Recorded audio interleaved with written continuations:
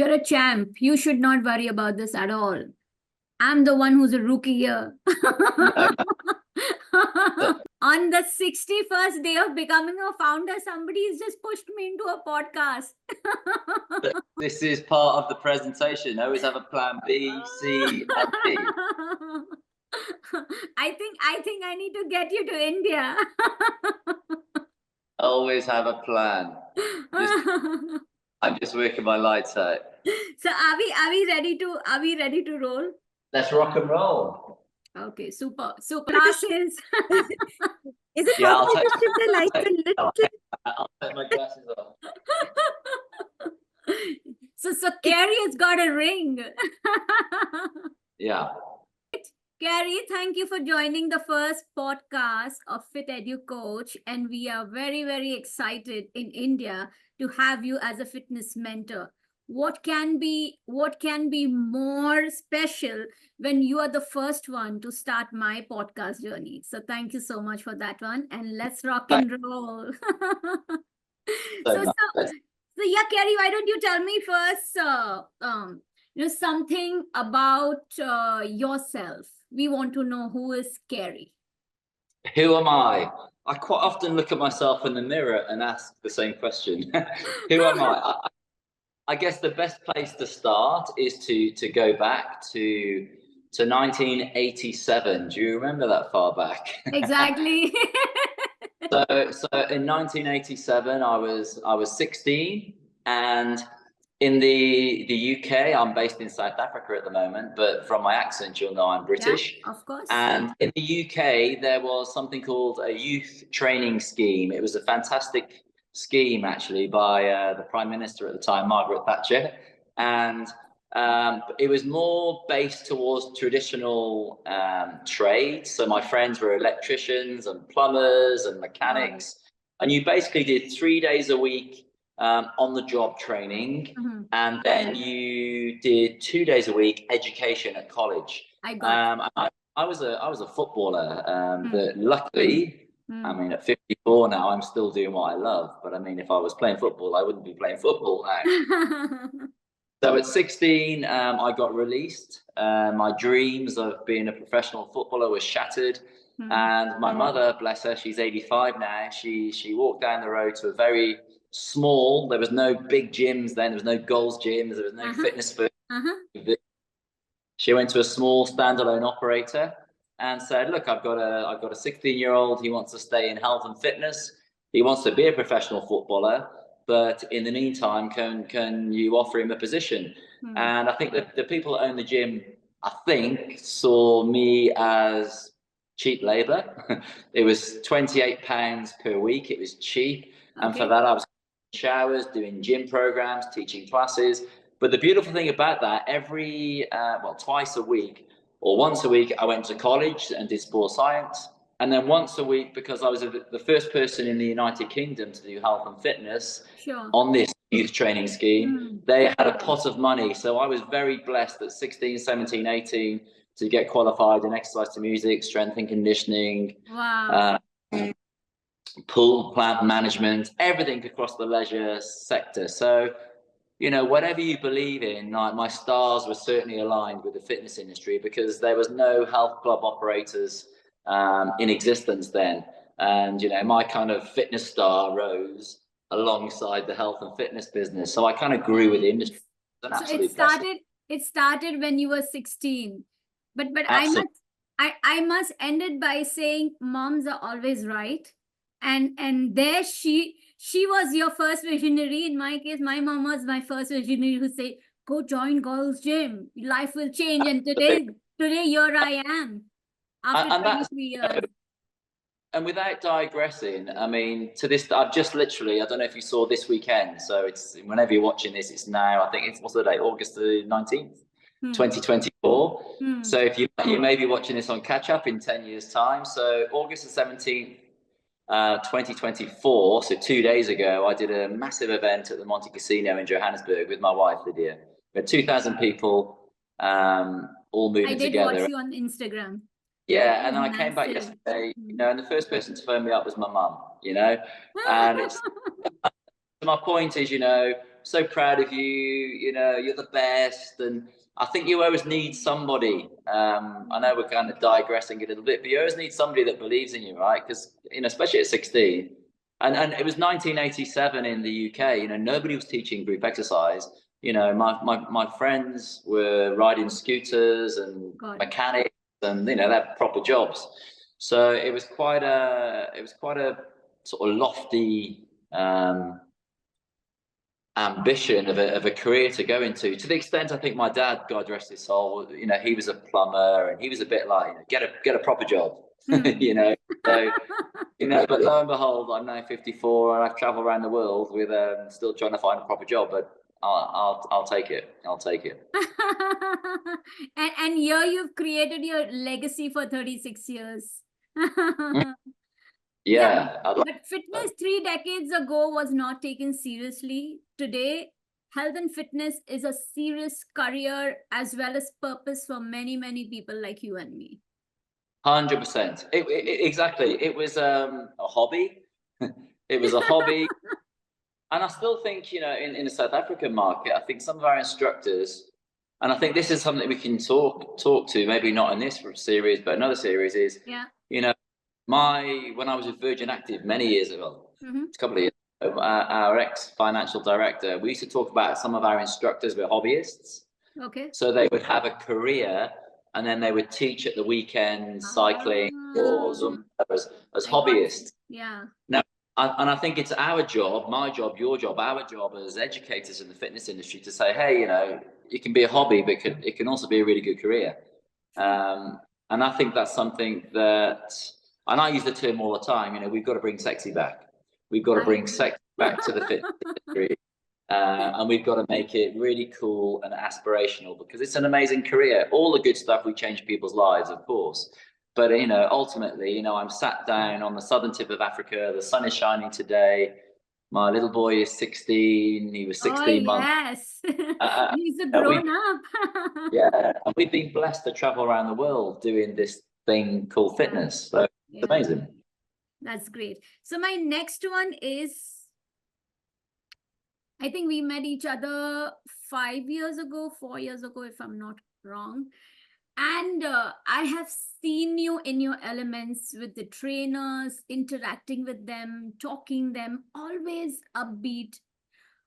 What is your real secret of your energy? I have never seen Ceri ever low in energy. Where do you get that from? Where do you get that from, Ceri? I'll tell you what, I've got a really good saying actually, which I think is a and I use it to this day, and I won't take credit for it. When I was Fitness First, so Club 12, Fitness First, we know it's a massive global brand, but I started with Club 12, and the operationals director, Sean Phillips, used to say, Mickey Mouse never has a bad day. And I remember going, Mickey Mouse, and he said, well, you know, if you take your kids to Disney, whether it's in Florida, whether it's in Paris, you know, and more importantly, if you take your kids there, your kids have got this dream of Disney. Yeah. So, you know, inside the Mickey Mouse mask, maybe a man or a lady that is having a bad day, but that smile and that Mickey Mouse, that Disney experience is there. So, you know, I always think you never know what kind of day people are having. So when people, whether you're interacting like we are now, whether we're interacting in small group training, personal training, group exercise, 2,000 people like the weekend, you never know what day they've had, you know, what challenges they're going through. Sure.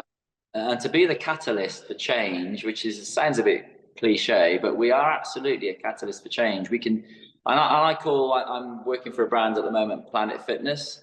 You know, we've got hundreds of instructors, and I call them day makers. And I call them instructors. I call them day makers because they need, you know, they go out and they make people's day every day. That's amazing.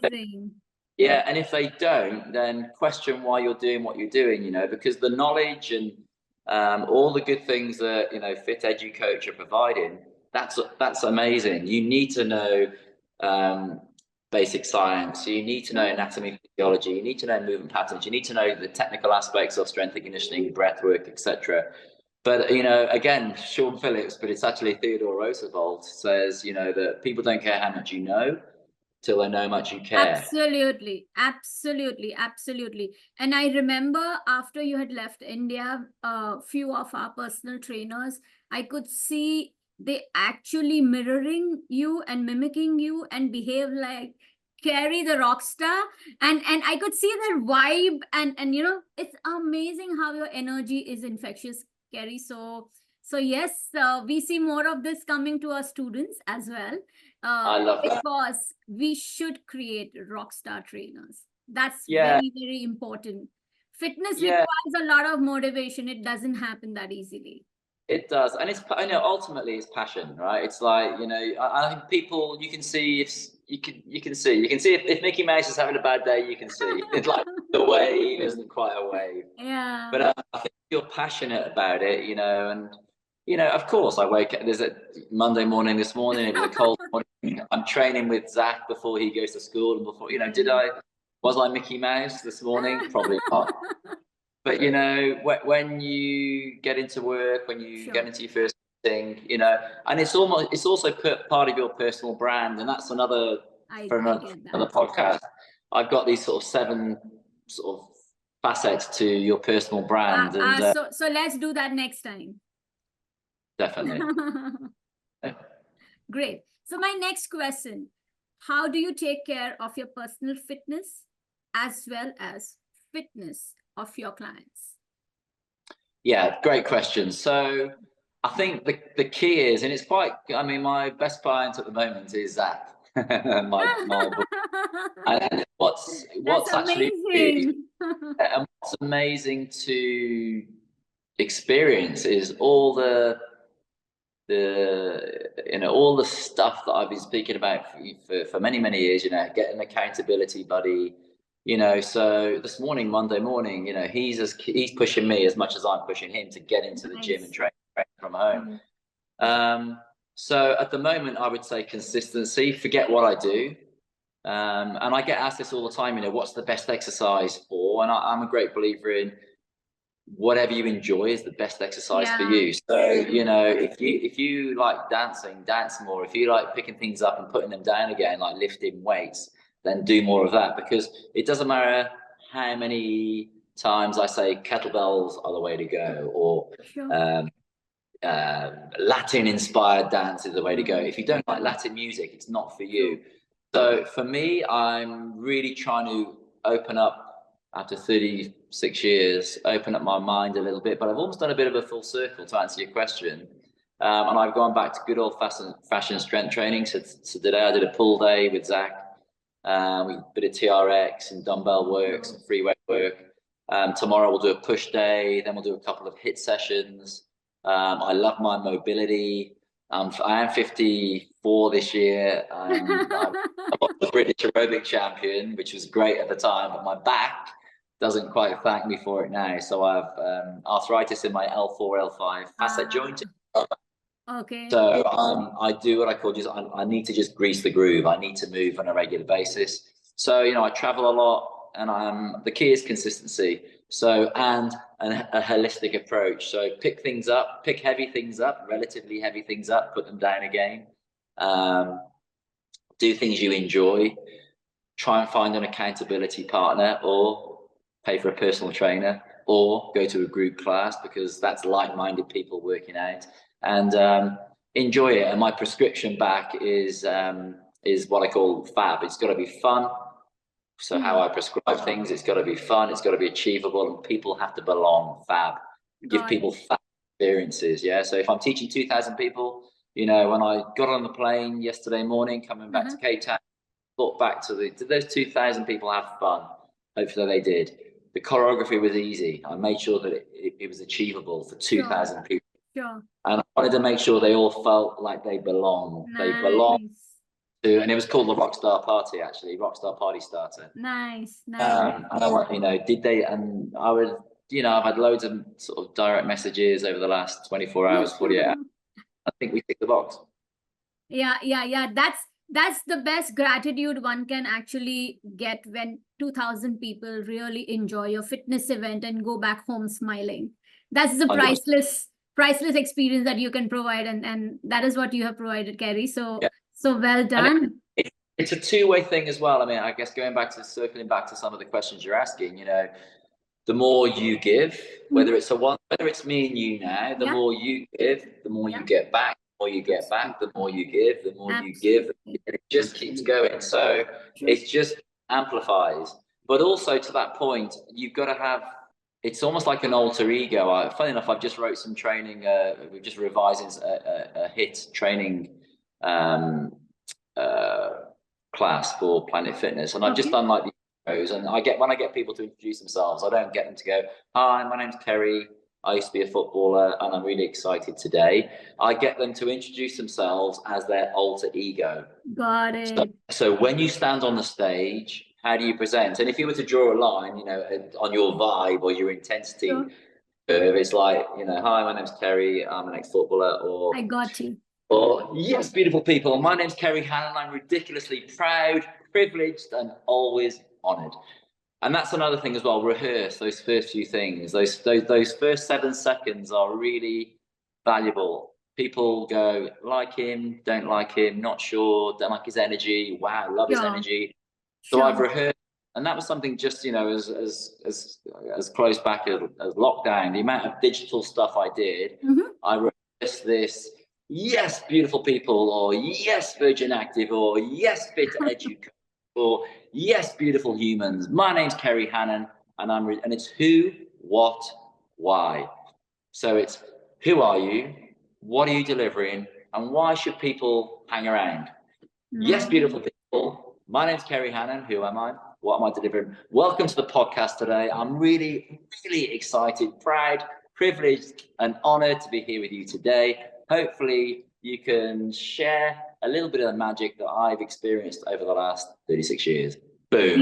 These are words of wisdom, Ceri. I think the students will have lots to learn from your small bubble of information that you're giving. Super stuff. I love the way it is going. Ceri, what do you think about continuous education? And when I mean education is just not one certification. You've got to constantly upskill yourself. What is your take on that? 36 years is a really long time. And I have never seen you tired or low. But what do you think about upskilling? What do you think about education? What do you think about certification? Why is it important? Yeah, 100%. It's quite interesting. I mean, so when I was with Virgin Active before, we had, you know, thousands of personal trainers, and it's quite interesting. You know, it was almost, well, it was part of their annual expectation to keep their continuing education credits, their C's, or their C's. And you get, you know, I would say you get a minority, and this is being radically candid, you get a minority that love it, and you get a majority that are like, "Well, I've got to do it because it's kind of what but my personal opinion is, why wouldn't you want to do that?" You know, and also we're in an industry that, of course, you know, anatomy and physiology kind of is what it is, but that's like learning to drive. You know, let's just take that side of fitness. Learn to drive, but when you want to drive, you know, a Mini or a Porsche or a Land Rover or a 4x4, there's different skills that you need. So, you know, I think to widen and deepen your market as a trainer, you need to do those continuing education credits, not only to keep you inspired and motivated, but also to you've got a toolbox, to have more tools in your toolbox to make you a little bit different from the next person. Because if you all do the same, you know, X amount of hours education, and you all go away, it's like everyone drives or learns to drive, then everyone just drives the same way. But the person that's done the off-road course and the person that's done the Formula One course, they're going to be a lot more marketable. I get it. And what sort of certification do you have? So I did leisure and recreation national diploma, which I did over 4 years. It's like a sports science equivalent. So that's what I did way back. And like I said, so that was 1 day a week over 4 years. And then the second day was residential courses. So Royal Society of Arts, exercise to music, the Baller, which was the British Amateur Weightlifting Association, strength and conditioning, and then did some stuff with Paul Check education, sort of in the early 2000s, and it just keeps going. You know, I'm very fortunate enough I get to go to conventions, if they're not my own conventions, to go to own events, so I can sit on sessions and, you know, lots of why don't you share something about your conventions? I'm very excited to know more about it, because I know that's a pet subject of yours and it's very dear to your heart. Yeah, it is. So I think the first big event, it was called the World Aerobic Experience. I think it was 1994. So in 1994, I was fortunate enough to present at a convention. And there's thousands of people there. It's in Blackpool, in the north of England. And I was kind of like, I want to be that guy. I want to be those guys on the stage. And lots of them were former World Aerobic champions or aerobic sport champions. Okay. So you know, that was a way in. So I entered British Aerobic Championships.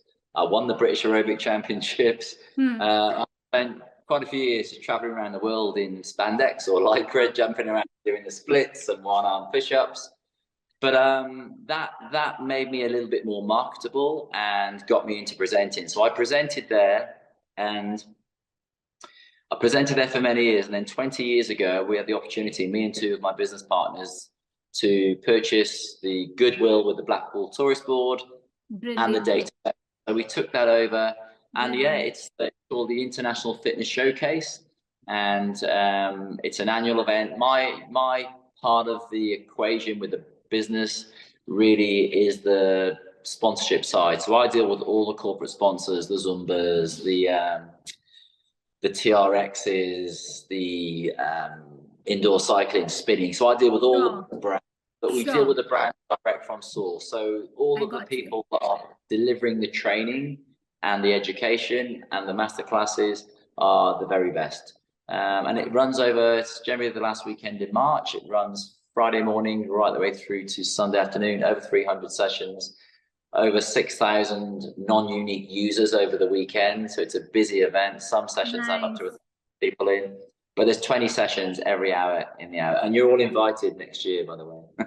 I'll be there. I'll be there for sure. We have to do one in India someday. Yeah, I'd love to. That is what we have in mind. Do a really, really good education summit and get all these guys in the country. That will be a great value add to the industry in the country as well. And that's my sort of, this all kind of, again, it wasn't a strategy that, you know, 36 years ago I kind of set out, but I've got a very simple philosophy. I've said it a lot, you may have heard me, but it's to get in front of more people more often. And people always go, what do you mean? I'm like, well, this is getting in front of one person, but this is going to then get, you know, hopefully go online. And people, you know, 2 days ago, getting in front of 2,000 people. So it's a ripple effect. If you can just drop the pebble in the ocean and with ripples, and motivate somebody, change, be a day maker for somebody, change the game for somebody, and influence people in a positive way. So in India, people who enter the fitness career, whether trainers, whether salespeople, whether managing club managers, they usually feel the way to monetize is to either personal train or to either upsell memberships, and that is it. But your story is really inspiring, because who thought a personal trainer could become an entrepreneur someday and also be heading a IP? You actually have an IP of a convention, and that requires self-conviction. And yes, so you must tell something to the youth of India, that education in fitness doesn't mean only becoming a personal trainer. It's very, very important that they hone various skills, so that through networking, a lot many opportunities come to their doorstep. Yeah, 100%. So I'm going to say it again. Get in front of more people more often. If you're a personal trainer, it's not rocket science. The best way to get clients, if you need to get more clients, is to teach group exercise. because people get a feel for your energy, get a feel for your vibe. And if you've got a class full of 6 people, 16 people, 600 people, 6,000 people, a percentage of those people are probably going, one, I like that guy. People don't care how much you know until they know how much you care. So don't be that personal trainer that's got all the knowledge, but you're sat eating your chicken and rice in the juice bar in a Tupperware dish. Don't be that guy, please. Don't be that guy. You're better than that. Be the guy, be the girl that gets in front of more people more often and lets people know that you care. Because when they know that you care, then you can start to sell your nasal breathing, your how to stand on your head, your how to dance like Madonna, your how to get bigger arms, your how to run a marathon. Those are just goals. And you can attach your skill set to people's goals, right? Through your CECs. Correct. So, you know, so if you just qualify with a basic qualification, great. But somebody comes to you and goes, I want to run a triathlon. You know, you're probably going to go, yeah, you need to go and see that trainer. Somebody comes and sees you and says, I want to compete. I want to be the next Dorian Yates at Mr. Olympia. You need to go and see that guy. No, you need to do all your continuing education credits, your modules, if you like, and you need to take that toolbox and make it full. All right, but I cannot stress enough, if you can stand on a platform, whether it's a physical platform or not, in front of multiple people, whether it's digitally or physically, and there's 10 people in your class, 3 of those may want to be your clients. You know, and also if you've got an hourly rate, an hourly tariff that you charge, that may be quite expensive for one person. But if you can split that between 3 people or minimize those costs a little bit for 3 people, but over that hour, you're probably getting more than you would for that. Optimize per hour. Yeah, you monetize more per hour rather than optimize, and start to think a little bit more of, you know, a bit more laterally, a little bit wider, deeper. You know, try to, if possible, avoid just selling time. Like, if you're selling time, it's dangerous. The amount of times I've stood in front of personal trainers and gone, who's really, really busy? And they go, like, who's really busy? Yeah. And then you go, who wants to earn more money? And they'll go, yeah. So that's why on FitEduCoach, we are going to have various CEUs, which is varying from endurance to strength training to calisthenic to basic breathing to women's health. There's so many options given so that a trainer is not specific only for powerlifting. A trainer should have versatility of various curriculums. So tomorrow, when different types of clients come to him, he is confident that he can actually cater to their needs. Where I live, it's a place called Komaki in Cape Town. It's a surfing village. So if we use that as an analogy, surfers have it's called a quiver of surfboards. So like there's a lot of professional surfers here, and they'll have a quiver of surfboards. They'll have a board for small waves. They'll have a board for big waves. They'll have a board. So, you know, when the storm of clients come your way, those waves of clients come your way, have you got the quiver for the wave? You know, what's in your quiver? Okay, my next one. You know, a little insight on the Indian market.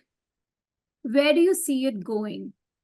What do you think the opportunity is going to be for the Indian youth in the country?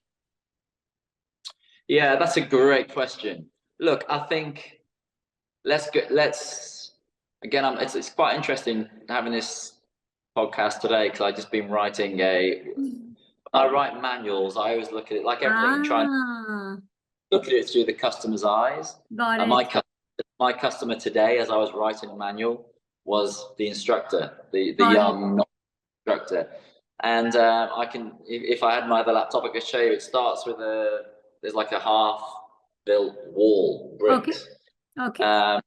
So I guess to answer your question, you know, start with a good foundation. Otherwise, you know, you build a house on a poor foundation, it's over.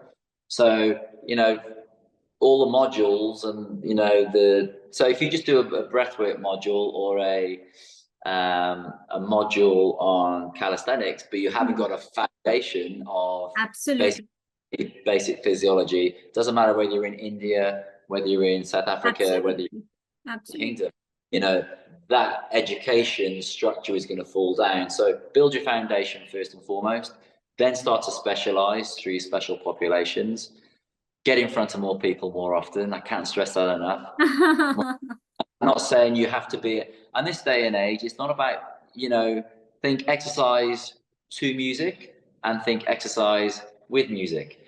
So exercise to music, 5, 6, 7, 8, 1, 2, 3, 4.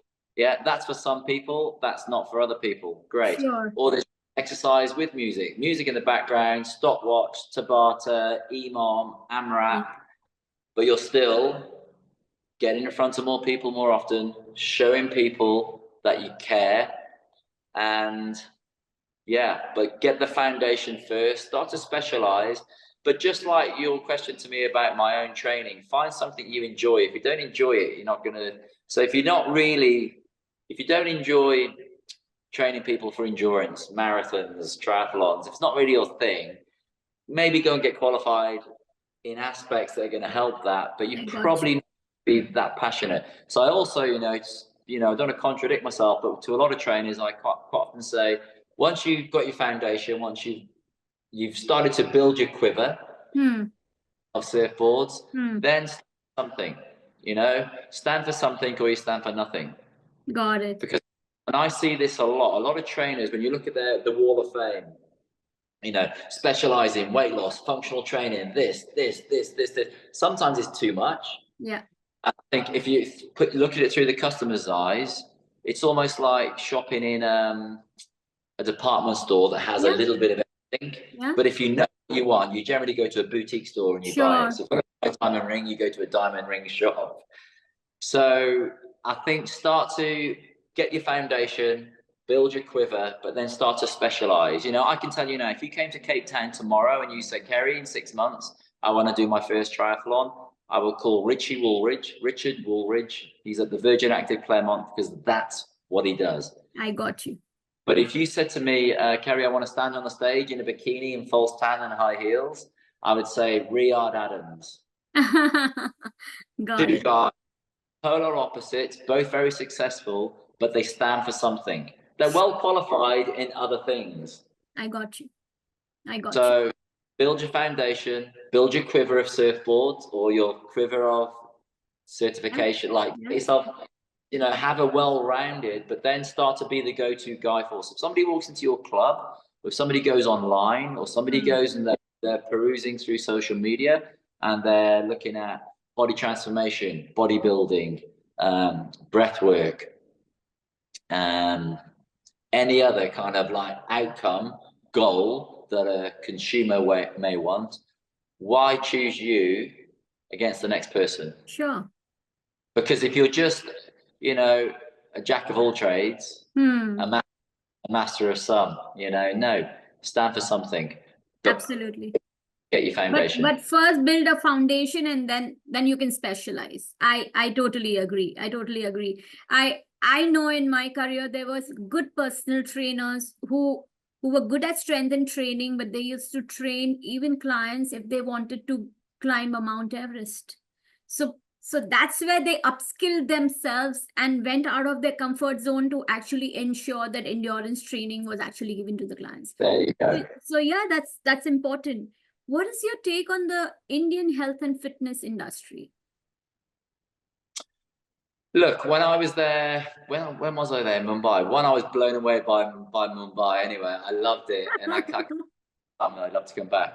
I was blown away by the diversity of, the F45s and some of the brands, Colt and at the time, so lots of the kind of the boutique niche brands. Yeah. I was very much under the impression, even when I first started chatting to you guys when you were with Gold's Gym, I was like, wow, Gold's Gym so I was quite naive, like I was about South Africa. So really impressed by the volume of clubs, really impressed by the professionalism, really, I love the people. Very humble, very humble. But also I would say keep that, but also find the alter ego.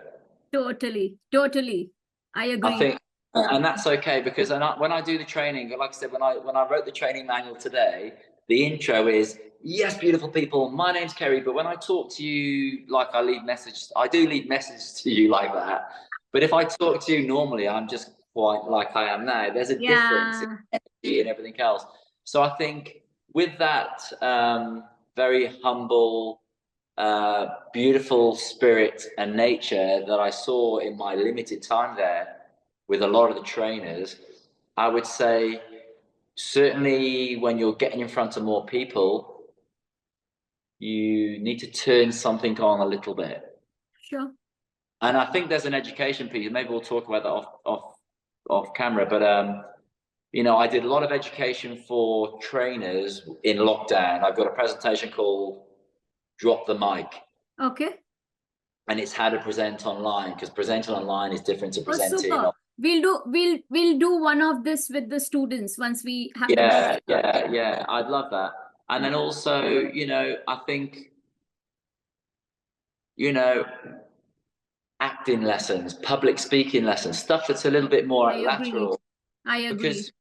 Because you may be really introverted and super knowledgeable, but you don't want that to suppress your potential as a trainer. I got you. So, and also, how to switch that on, how to switch that off. And I think that's really important. So to answer your question again, I think massive, like huge potential. I think the market there are loads of opportunities, whether it's in boutique or big box or anywhere in between or online. I think it's a huge opportunity. Globally as an industry, we're not selling cigarettes or alcohol. Absolutely. We're selling. So Kerry, we are almost a population of 1.5 trillion. And that's massive, right? And the fitness penetration in the country is sub 1%. So imagine the opportunity the country has. It's just that the students need more easy to access learning. They need more motivation to actually invest time in education. And they need mentors like you to actually show them the direction that this is the right way to move forward. Yeah. I think these are the three main ingredients the student or the youth of the country needs. And we will change the face of fitness in the country. For sure. I love that. And I'll tell you, you say the country, I think globally, I think there's a massive need for, my story, it was amazing. What better way to learn than 3 days a week teaching, being mentored in a club, and then 2 days a week going back to college and learning basic science and learning. So, and I think we've almost gone too far the other way as an industry. It's almost too practical, and I think there has to be that hands-on. These conversations about, hey, don't do this, do that, try this, try that. 25 years ago, I tried it. Learn from my mistakes, learn from some of the great coaches we've got coming on board. Learn from their mistakes, because that's how we all learn. But maybe I've had 36 years to get to where I'm getting to, or where I am now. But maybe I can save you a few years. So my last question to you, and you're really good at this. How important is social media for a trainer to get more popularity, more eyeballs, and more fame? Yeah, it's huge. I mean, for a middle-aged guy, I'm okay. You're going through age reversal. You're going through age reversal. Exactly. But what I would say, and I think, it 100% talks to my philosophy, get in front of more people more often. I mean, when I first started, there was no fax machine, So I remember, and seriously, I remember being booked for masterclasses via post. Really? Like sending letters. in a picture and a biography of the class I'm going to teach by post, and they will put the poster up. So, you know, but that at the time, that's what else you know, and locally I would put adverts. I can show you some, you know, I've got loads. I can send you some pictures of local adverts in local papers. You know, that was getting in front of more people more often. This day and age, you know, we could go live now. Absolutely. To audience, so many people. So I can't stress that enough. What I would say is I see a lot of some of my friends, some of my industry kind of friends and peers, still be Mickey Mouse. Be authentic. It's okay to not be okay. I got you. But also, you know, be professional, be respectful of other brands. If you've had a bad experience with one brand, then, you know, it's I just think, you know, it's a magnifying glass, social media. And if you're sharing the good stuff, that stuff can blow up. And if you're sharing the bad stuff, that stuff can blow up. Just like the event that you shared on your Instagram page. Exactly. Mine was. Yeah. You want to just share the good stuff. Just you know, I again, it's another saying, just treat others how you'd like to be treated yourself, whether that's physically or digitally, you know. So when you're presenting in social media, you know, just deal, because you never know what day somebody's in Mumbai that will be watching it. So, you know, if somebody watched my warm-up for the Saturday Night Fitness, you know, and they were having a bad day, hopefully they went, oh, that's really cool, it just made me feel a bit better, or that's inspired me to move a bit more, or I've never done it before and I'm going to give it a go, or I used to do it, I'm going to come back, whatever that is. But you know, everyone has a bad day, trust me, we all have bad days, don't we? But I'm just, it's a personal opinion, but I'm not a great believer in going online going, oh, I'm having a really crappy day today and just want to tell you about it. You know, be authentic, but, you know, it's part of your personal brand. And also, you know, when you show up on social media, if you're delivering workshops and if you're delivering classes or you're doing personal training, just, you know, good, clean background, not your dirty laundry in the back, and, you know, just that's kind of takeaway. That's a good takeaway. It's all part of your personal brand, you know. Light yourself well, you know. Put something on that makes you look a bit slimmer if you want. You actually opened up the secret for the students to how to become a rockstar trainer and build your business of personal training online. Wow. Wow, that's incredible. And that is talking about, you know, selling hours. If you're just selling hours, i.e. turning up at the gym at 5:30 in the morning, tired, first client, and then leaving at 7 at night, but moaning that you're tired and you want more money, you never will, because you're just selling time. No, I get it. But if you can leverage that time, if you can start pre-recording content, you know, and this is another podcast, but, you know, hey, here's an 8-week course on bodybuilding or how to run a marathon, or you can pre-record it. Maybe there's a few live bits, but that's how you're leveraging your time. Inspiring, very inspiring, very inspiring. Love it. So I have few rapid fire questions for you where you have to respond to them rapidly. Okay. And let people know more about Ceri. All right. All right. The first one, your favorite workout. This is a brand new program I've just wrote, and I can do it from home. 4 bits of cardio, 4 bits of strength, 4 minutes to a round, 4 seconds to a rep, and it combines old school kind of mechanical tension on the muscle for the strength conditioning. So not too fancy. Upper body, lower body, core, and linked exercises with ski ergs, self-powered treadmill, row machine, and assault bike. And it's impressive that you've actually written it down. Wow. I've wrote it down. Yeah. Love it. Great. And it's got a music solution. so wow. So weights or aerobics? What do you enjoy? Weights. Your cheat meal? Cheat meal. Ooh. Pizza, I think. Pizza. Your ultimate vacation destination? I'm going to say where I live, and that sounds a bit cheesy, but Oh my God, I love the place where you live. and going home to see my mum. So obviously Shrewsbury, Shropshire, when I was 16, when I taught my first class. So we're going home for Christmas. Shrewsbury's beautiful. It's an old medieval town, but summer in Cape Town, pretty special. Now, you have to complete the sentence. The most fit people in the world and present in. You have Sorry, to say complete that. You have to complete that. The most fit people in the world and present in. And present in. I don't understand that question. So you had to complete that. You had to complete that sentence. But if you cannot do it, it doesn't really matter. I will edit it. Yeah. Okay. So I think this was a great session, Ceri. Lovely. Very, very insightful.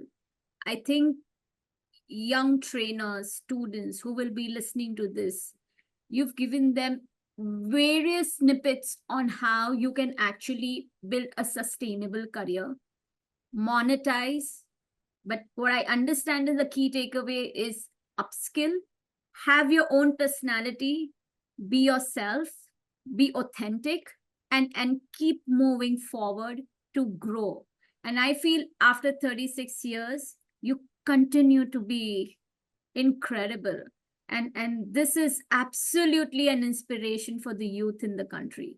So thank you for being there. And Brilliant. I would like you to end with some quote or some note for FitEduCoach. Well, firstly, I mean, thank you so much. And you summarized, I think, not only the last half an hour, I think you summarized my ethos on and my purpose and my intention. So, and like I said, and secondly, thanks for getting me involved. You know, I speak to a lot of people and I don't always say yes. So I want to, you know, the reason I should say this now. So, you know, I love, you know, and again, it's about relationships, right? So business is business, but relationships are relationships. I remember, you know, and also this is something to bear in mind. It's first impressions do count. So I remember meeting you in Mumbai. I mean, yes, I've been and I've traveled around the world, but I've never been to Mumbai, and I'm working for a new brand. And but you know, you're very warm, very welcoming, very honest. So that's like super important. So I am excited to get involved with FitEduCoach. I think it's massively needed both in India and probably further afield. Yeah, and I just think there is no, each to their own, but I mean, there is no industry that can change people's lives like the fitness industry. So if you're opening your book of life, and you're on chapter 1, which is get educated in health and fitness, you're in for a journey, because we're only just beginning. I mean, you know, it's 36 years, but it's still, you know, like I said, I've been on that cusp of the wave. I started before any big health club operators started. Now, you know, there's the digital world, there's all the different variations of physical space. You know, you might get involved with equipment suppliers and start doing education for brands like a TRX or you know, the next a Life Fitness, a techno gym. So it's not, you've got to think about so many different facets. I ended up working for the health club operator, but also I've worked for, you know, education companies. I used to work for a brand called Shock, who were a youth education company, a franchise business for kids, gyms for ages. So yeah, stay open, say yes to everything, and then find, it's a bit of a Richard Branson thing, but say yes and then find a way and a how. Thanks. Thank you so much for your time, Ceri.